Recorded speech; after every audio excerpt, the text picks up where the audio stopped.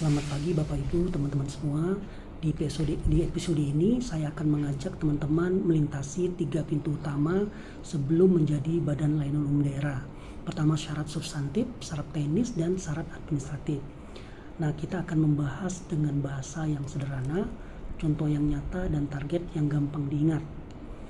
Supaya setelah episode ini kita tahu apa yang perlu dipersiapkan, bagaimana membuktikannya, dan dokumen apa saja yang wajib ada. Bapak Ibu, mari kita siapkan catatan, mungkin catatan-catatan kecil sehingga nanti kita bisa diskusikan setelah acara ini. Nah, baik Bapak Ibu, mari kita bayangkan ketika kita berdiri di lobi rusun, tombol lift ditekan, pintu terbuka mulus.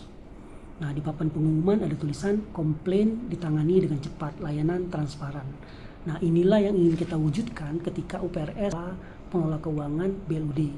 Layanan jadi lebih lincah, tetap tertib, dan manfaatnya benar-benar terasa oleh warga. Nah, untuk sampai di sana ada 3 pintu yang harus kita lewati, substantif, teknis, dan administratif. Nah, saya akan mengajak teman-teman menyeberangi satu persatu dengan bahasa yang bisa kita pahami bersama. Pertama, terkait dengan persyaratan substantif. Ini pertanyaan yang paling mendasar. Apa yang kita kerjakan memang layak, atau apa yang kita kerjakan memang merupakan layanan operasional yang dibutuhkan oleh warga, dan hasilnya apakah bisa dirasakan? Nah, di UPRS jawabannya mestinya jelas. Kita mengelola hunian dari penempatan penghuni, penagihan yang manusiawi, perawatan fasilitas bersama seperti lift, pompa air, lampu koridor, sampai menata pengaduan agar lebih tertib. Fokus kita bukan urusan pajak atau perizinan. Fokus kita layanan sehari-hari yang menyentuh hidup warga, karena kalau perizinan tidak bisa masuk ke dalam Badan Layanan Umum Daerah. Nah, cara mengeceknya sederhana. Pertama, apakah warga tahu layanan apa yang tersedia dan bagaimana mengaksesnya? Kedua, apakah manfaatnya terasa? Misalnya, respon komplain cepat, lift ini jarang macet. Kemudian biaya komunal masuk akal. Kalau 2 hal ini bisa terjawab dengan yakin, berarti pintu substantif ini sudah terbuka. Yang kedua adalah syarat teknis. Di sini kita menjawab, sanggup nggak layanan itu berjalan konsisten setiap hari? Dan ada satu prinsip penting, kalau UPRS dikelola dengan menerapkan BLUD, pelayanan harusnya lebih layak atau setidaknya berpotensi meningkat. Artinya dengan pola BLUD, kita bisa menunjukkan perbaikan yang nyata dibandingkan dengan pola yang lama ketika belum menjadi BLUD. Nah, bagaimana membuktikannya? Mulai dari SDM.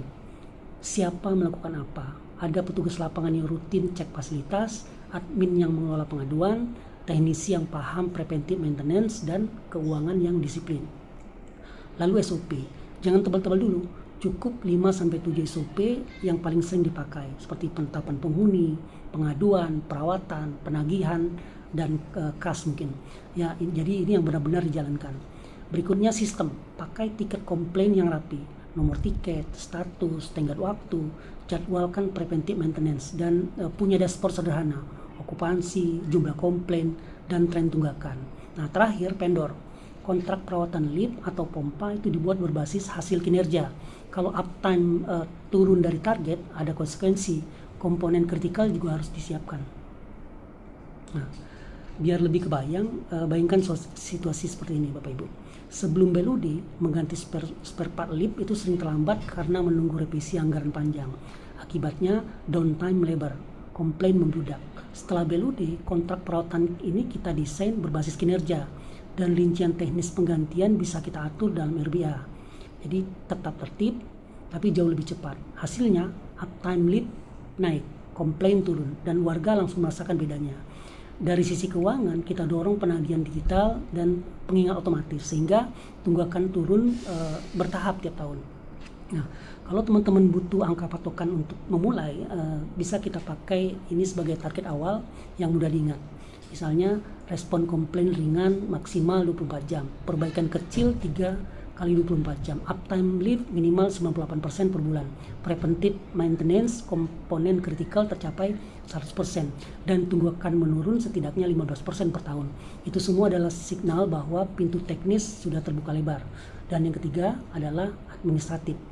Nah, ini merupakan paket berkas, ini yang harus lengkap dan konsisten. Jangan khawatir, ini kita uraikan dalam bahasa sehari-hari, gampang dicerna mudah-mudahan. Pertama, kita harus memiliki surat pernyataan kesanggupan. Nah, ini janji resmi bahwa UPRS siap meningkatkan kinerja, transparan, dan akuntabel. Kedua, pola tata kelola. Nanti diinformalkan dengan peraturan kepala daerah. Isinya siapa pemimpin BUMD, siapa pejabat teknis, siapa pejabat keuangan, dan SPI-nya sebagai pengawas internal, juga alur kerjanya dari pengaduan, penagihan, pengadaan, sampai pengelolaan kas. Ketiga, rencana strategis 5 tahun. Ada tujuan, strategi, program, dan rencana keuangan yang tentu saja harus masuk akal. Nah, jangan muluk-muluk bikinnya. Lebih baik realistis tapi bisa dijalankan. Yang keempat, standar pelayanan minimal. Batas minimal mutu layanan yang gampang dipahami oleh warga. Ketersediaan layanan, keterjangkauan, pemerataan, kemudahan, dan kualitasnya seperti apa.